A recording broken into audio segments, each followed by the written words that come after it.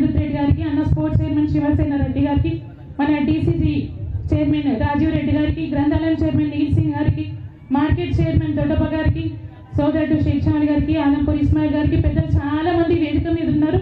వివిధ మండలాల నుంచి వచ్చిన మండల అధ్యక్షులకి, గ్రామ అధ్యక్షులకి, కాంగ్రెస్ కుటుంబ సభ్యులకి, ప్రత్యేకంగా ఇక్కడికి విచ్చేసిన మా సోదరులందరికీ కూడా పేరు పేరున మరొకసారి శిరస్సు వచ్చి నమస్కారం తెలియజేసుకుంటున్నాను. మీ అభిమానానికి జీవితాంతం రుణపడ్డ దానికి ఎలాంటి ఇబ్బంది లేదు. కానీ అంతకుముందు ఈరోజు ప్రత్యేకంగా ఈ కార్యక్రమానికి ఆకర్షితులైన పెద్దలు 70 దాటిన, అంటే 76 సంవత్సరాలు, 76 అనుకుంటా, 76 సంవత్సరాలు దాటిన 17 ఏళ్ల పడుచు పిల్లోళ్ళలాగా నిరంతరం పొద్దున్న నుంచి రాత్రి వరకు పనిచేసే పెద్దలు, తండ్రి సమానులు మన ఎంపీ మల్లు రవి గారికి ప్రత్యేకంగా శుభాకాంక్షలు, జన్మదిన శుభాకాంక్షలు తెలియజేసుకుంటూ, ఈరోజు కాంగ్రెస్ ప్రభుత్వం ఏర్పడిన తర్వాత 2.5 సంవత్సరాలు పూర్తి చేసుకున్న సందర్భంలో అనేక సంక్షేమ పథకాలు ఈరోజు తెలంగాణ రాష్ట్రంలో ముఖ్యమంత్రి రేవంత్ రెడ్డి గారి ఆధ్వర్యంలో మనం తీసుకెళ్తున్నాం.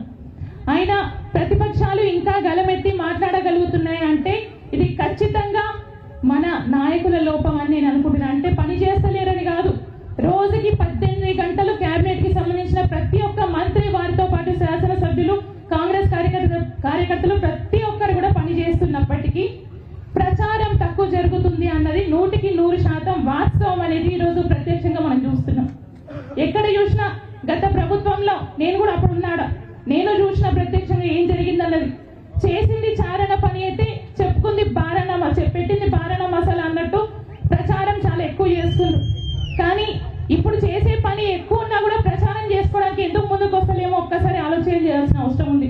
ఈరోజు 6 గ్యారెంటీలతో పాటు 6 గ్యారెంటీల్లో లేని పథకాలు కూడా సన్నబియ్య పంపిణీ కావచ్చు, ఇంకా మన విద్యార్థులకి డైట్ ఛార్జెస్ కావచ్చు, కాస్మెటిక్ ఛార్జెస్ కావచ్చు, ఇట్లా అనేక సంక్షేమ పథకాలు పేద ప్రజల్లోకి వెళ్తున్నప్పటికీ ప్రచారం ఎందుకు జరుగుతలేదంటే ఒక్కసారి మీరు ఆలోచన చేయాల్సిన అవసరం ఉంది. గత ప్రభుత్వంలో బడా నాయకులు, కాంట్రాక్టర్లు మాత్రమే లబ్ధి పొందినారు కాబట్టి ప్రచారం చేసుకున్నారు. కానీ ఈరోజు నేరుగా పైనుంచి పేదింటి వరకు ప్రతి సంక్షేమ పథకం రీచ్ అవుతుంది, అందుతుంది. కానీ మన పేదవాళ్ళు వాళ్ళ పనిలో వాళ్ళు ఉంటారు, వాళ్ళ దినచర్య నడుస్తుంటారు, బయట వచ్చి ప్రచారం చేసే సందర్భం దొరకదు.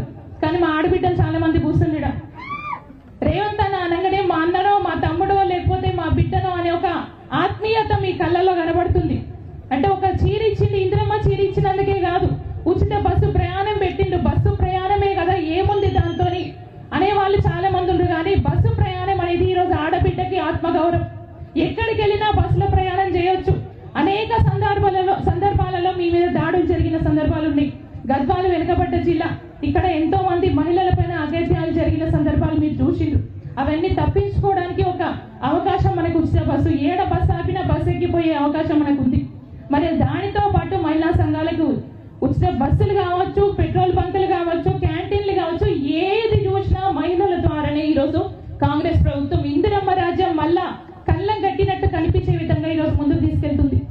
అంతకు మించి ఇందిరమ్మ ఇల్లు ఎన్నో చెప్పిండ్రు, కాంగ్రెస్ ప్రభుత్వం వస్తే కరెంటు కట్ అవుతుందంట అన్న వాళ్ళే ఈరోజు నోరు మూసుకొని మాకు ఇందిరమ్మ ఇల్లు వచ్చింది అని ప్రశాంతంగా ఇంట్లో కూర్చున్న వాళ్ళు ఉన్నారు.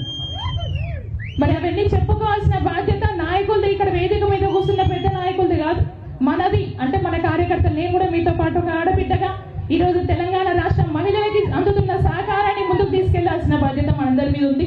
సో మా మహిళా మనల్ని, మా అమ్మల్ని నేను ఒకటే కోరుకుంటున్నా, మాకు రేవంత్ అన్న ఇది ఇస్తున్నాడు, రాబోయే కాలంలో రేవంత్ అన్న మహిళలకి పెద్ద పాత్ర వేయబోతున్నాడు అని మీరు చెప్పాల్సిన అవసరం ఉందమ్మా. సన్న బియ్యం అన్నం తింటారు మన పిల్లలు. ఈరోజు ప్రభుత్వ రెసిడెన్షియల్ స్కూల్స్ కి ఎక్కడ వెళ్ళినా ఫుల్ అయిపోయిన సీట్లు దొరుకుతలేవు అంటున్నారు. అంటే నాణ్యత పెరిగింది కాబట్టి, గవర్నమెంట్ కాలేజీలలో విద్య నాణ్యత పెరిగింది కాబట్టి ఈరోజు మనం అందరం కూడా దాని మీద మొగ్గు చూపుతున్నాం. అవన్నీ చెప్పుకోవాల్సిన అవసరం ఉంది. ఏం చేసిందంటే ఇవన్నీ నిరంతరం మనకు అవసరం ఉన్న విషయాలు జరుగుతున్నప్పుడు ఎందుకు చెప్పుకోవట్లేదు? దయచేసి ఆలోచన చేయండి. ఆనాడు కాంగ్రెస్ ప్రభుత్వాన్ని ఆశీర్వదించి ముందుకు తీసుకొచ్చింది కాబట్టి ఈరోజు పేదల రాజ్యం నడుస్తుంది. మళ్ళీ కూడా పేదల రాజ్యం రావాల్సిన అవసరం ఉంది. మీరందరూ ఎట్లయితే ఆ రోజు పొరపాటు చేసి సంపదను ఒడగొట్టుకున్నారో, సరే మంచో చెడో జరిగిపోయింది, కానీ మీకోసం నిత్యం నిరంతరం మీ మధ్యలో మిమ్మల్ని నడిపిస్తుండే కాబట్టి మళ్ళొక్కసారి ఆయనను గెలిపించుకోవాల్సిన అవసరం మనందరి మీద బాధ్యత. ఆయన మీకు అడిగినా అడగకపోయినా అది మీరు ఖచ్చితంగా 100% చేస్తారు. ఇప్పుడున్న ఎమ్మెల్యేని చూస్తున్నారు మీరు, ఏం చేస్తున్నాడంటే కేవలం సీఎంఆర్ఎఫ్ చెక్కులు ఇస్తున్నాడు, తర్వాత పోయి కర్నూలు ఉంటున్నాడు. మరి దయచేసి ఆలోచన చేయండి. ఒకసారి చేసిన పొరపాటు మళ్ళొక్కసారి చేయకుండా చూసుకోవాల్సిన బాధ్యత మనదే. కాంగ్రెస్ ప్రభుత్వం తీసుకొస్తున్న ప్రతి సంక్షేమ పథకాన్ని నేరుగా ప్రజలకు తీసుకెళ్లాల్సిన బాధ్యత కూడా మనదే అని తెలియజేసుకుంటూ ఇక్కడికి ఇచ్చేసిన మా ఆడబిడ్డలందరికీ, ప్రత్యేకంగా మా సోదరులకి, అన్న మంత్రులందరికీ, మా ఎంపీ గారికి అందరు కూడా పేరు పేరున మరొకసారి ధన్యవాదాలు తెలియజేసుకుంటూ జై కాంగ్రెస్. చేతులు ఉన్న వాళ్ళే చేతులు ఎత్తండి, నా చేతులు లేకపోతే ఎత్తకండి. జై కాంగ్రెస్, జై కాంగ్రెస్, జై కాంగ్రెస్, జై కాంగ్రెస్. థ్యాంక్ యూ అక్క. అదేవిధంగా sports authority chairman Shivasena Reddy గారిని మాట్లాడవలసిందిగా తెలియజేసుకుంటున్నాను. సభాధ్యక్షులు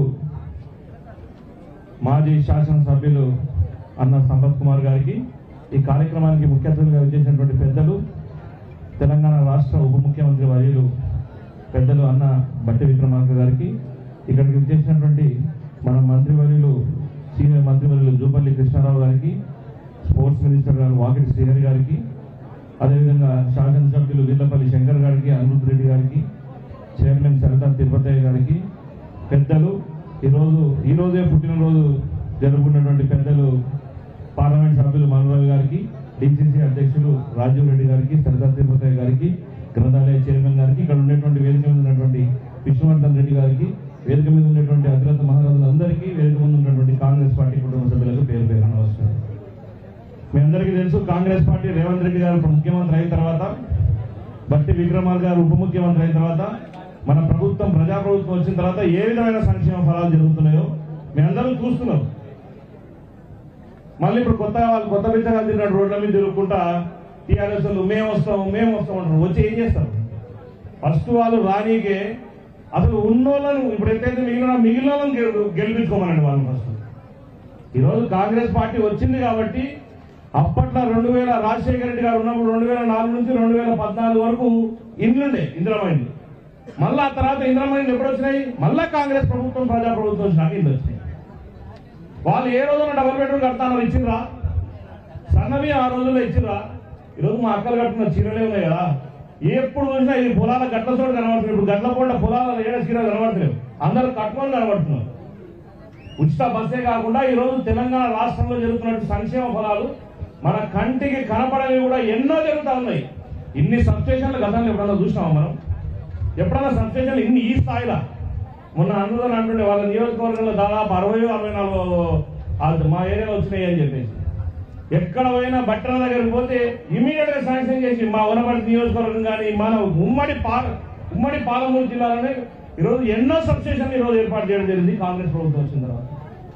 ఈరోజు మన ప్రభుత్వాన్ని ఇందాక పెద్దలు చెప్తున్నట్టు మనం ప్రచారంలో చేసుకోలేకపోతున్నాం. ఇదే సంపదన ఈరోజు గెలిచిందంటే ఈరోజు ఇంకొక లెక్క ఉంటుండే మీ అందరికీ. రాష్ట్రంలో మనకి ఎట్లయితే ఇంట్లో వచ్చేదో మీకు కూడా 2వ కోట స్థాయిలో ఈరోజు మంత్రులకు ఎట్లా ఆ స్థాయిలో ఇంట్లో వచ్చే అవకాశం ఉంటుండే.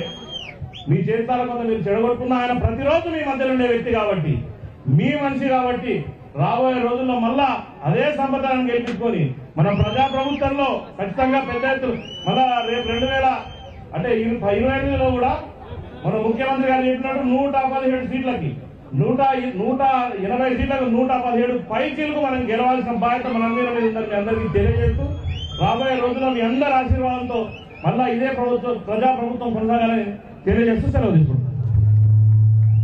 థ్యాంక్ యూ అన్న. జోగులాంబ గద్వాల్ జిల్లా డిసిసి చైర్మన్ రాజీవ్ రెడ్డి గారిని మాట్లాడవలసిందిగా తెలియజేసుకుంటున్నాం. జై కాంగ్రెస్! అందరూ గట్టిగా ఒక్కసారి జై కాంగ్రెస్! ఈరోజు ఈ సభకు సభాధ్యక్షుడైన మా అన్న ఎస్ఏ సంపత్ కుమార్ గారు, ముఖ్య అతిథిగా విచ్చేసిన మన అన్న డిప్యూటీ సీఎం మల్లు బట్టి విక్రమార్క గారు, మన మంత్రివర్యులు, మన జిల్లా